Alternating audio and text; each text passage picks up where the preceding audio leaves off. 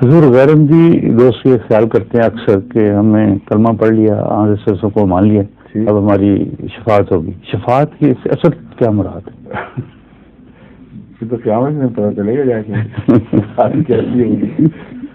اتنا تو مجھے پتا ہے کہ حدیث میں آتا ہے کہ بعض لوگ تو جہنم کی طرف ہانک کے لیے جائے جائیں گے، اور وہ ان میں سے نہیں ہوں گے جو بعد کے بگڑی ہوئی امت کے لوگ ہیں.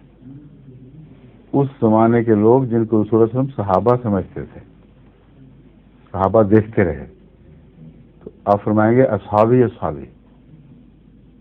خدا تعالیٰ ان کو کہے گا تجھے تو نہیں پتا کہ تمہارے بعد انہوں نے کیا طریقے اختیار کیے. تو اگر وہ چوٹی کے ان انسانوں کا کے ساتھ خدا کا یہ سلوک ہے انصاف کا اور عدل کا کہ اگر وہ بھی نقصان ظلم کی راہ اختیار کریں گے تو رسول اللہ صلی اللہ علیہ وسلم کا صحابی ہونا ان کو فائدہ نہیں دے گا. آج کے لوگ جن کو نسبت ہی کوئی نہیں رسول اللہ صلی اللہ علیہ وسلم سے، ان کے اعمال ان کے کردار ایسے کہ ان کو رسول اللہ صلی اللہ علیہ وسلم کی طرف منسوخ کرتے ہو حیا آنی چاہیے.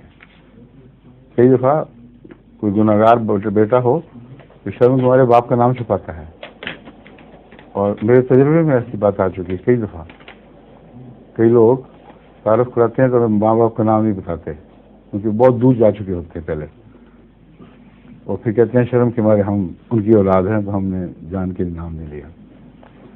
تو رسول اللہ صلی اللہ علیہ وسلم کی طرف منسوب ہونا اور پھر یہ حرکات اور پھر یہ کہنا کہ ہم شفاعت کے حقدار بن جائیں گے، بہت حد سے زیادہ بیوقوفی ہے اور ظلم ہے. شفاعت کا مضمون یہ ہے کہ کچھ ٹکڑا رہ جائے تو اسے پورا کر دیا جائے. اور ان معنوں میں حضور صلی اللہ علیہ وآلہ وسلم ان لوگوں کے لیے شافی ہیں جنہوں نے اعمال نیکی سے کیے اور جن کے مطابق خدا نے آپ کو وعدہ دیا کہ مقصد میری عام ہے ان کو ڈھانپے گی، مگر اس میں بھی ایک عدل ہے. کیسے ڈھانپے گی؟ ایک ایسا شخص جس کے اعمال بے پناہ ہوں اور لازوال ہوں، وہ شفاعت کرے گا، اس کو اجازت دی جائے گی کہ تم کہو گے تو ہم ان کو ملا لیں گے، ان کو ٹوٹا ڈھانپ لیں گے. یہ ہے اصل مضمون شفاعت کا.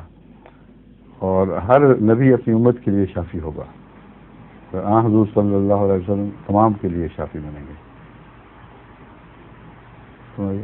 ظہور مہدی آخر زمان ہے،